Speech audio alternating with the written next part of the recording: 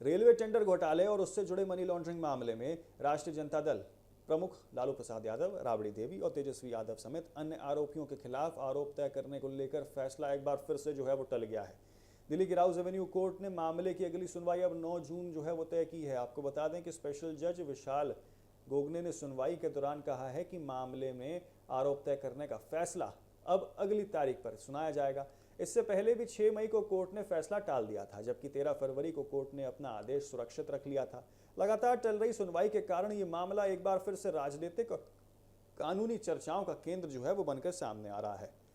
आपको बता दें, ये मामला रेलवे टेंडर घोटाले और उससे जुड़े कथित मनी लॉन्ड्रिंग से संबंधित है, जिसकी जांच प्रवर्तन निर्देशालय यानी कि ईडी और केंद्र जांच ब्यूरो यानी कि सीबीआई दोनों एजेंसियां कर रही हैं। आरोप है कि रेल मंत्री रहते हुए लालू प्रसाद यादव ने रेलवे के 2 होटलों के संचालन को और रखरखाव के लिए निकाले गए टेंडर्स में अनियमितताएं की थी। जांच एजेंसियों का दावा है कि रांची और पुरी स्थित रेलवे के 2 होटलों का संचालन कोचर बंधुओं की कंपनी सुजाता होटल्स को सौंप दिया गया था और इस प्रक्रिया में आपको बता दें नियमों की अनदेखी हुई थी।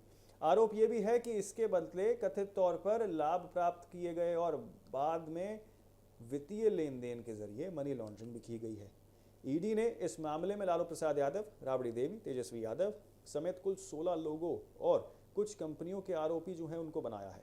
जिन कंपनियों और व्यक्तियों के नाम चार्जशीट में शामिल हैं उनमें आपको बता दें कि मेर्सर्स लारला प्रोजेक्ट्स के साथ साथ अभिषेक फाइनेंस प्राइवेट लिमिटेड, विनय कोचर, विजय कोचर, इसी के साथ प्रेमचंद गुप्ता और अन्य लोग वो शामिल हैं। जांच एजेंसियों का कहना है कि कथित वित्तीय अनियमितताओं के जरिए संपत्तियों और कारोबारी लाभ का आदान प्रदान किया गया है। वहीं बचाव पक्ष लगातार इस आरोपों को राजनीतिक साजिश वो करार कर रहा है।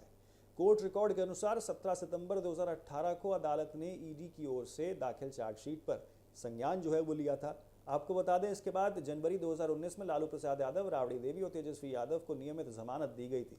अदालत ने 1-1 लाख रुपए के निजी मुचवाले पर इनको वो जमानत प्रदान की थी। वहीं 19 जनवरी 2019 को सीबीआई से जुड़े मामले में भी लालू प्रसाद यादव को नियमित जमानत वो मिल गई थी। इसके बाद आपको बता दें, ये मामला लगातार अदालत में सुनवाई के दौर से वो गुजर रहा है। 13 अक्टूबर 2025 को अदालत ने सीबीआई से जुड़े मामलों में लालू प्रसाद यादव, राबड़ी देवी और तेजस्वी यादव समेत अन्य आरोपियों के खिलाफ वो आरोप तय करने के आदेश जारी किए थे। हालांकि मनी लॉन्ड्रिंग मामले में आरोप तय होने पर आपको बता दें, फैसला अभी तक वो लंबित है। ईडी की ओर से दावा किया गया है कि जांच में पर्याप्त साक्ष्य मिले हैं, जिसके आधार पर आरोप तय करने के लिए किए भी जाने चाहिए। वहीं आरोपियों की ओर से दलील दी गई है कि उनके खिलाफ लगाए गए आरोप तथ्यात्मक रूप से कमजोर हैं और उन्हें यहाँ राजनीतिक कारणों में इसमें घसीटा जा रहा है और फंसाया जा रहा है।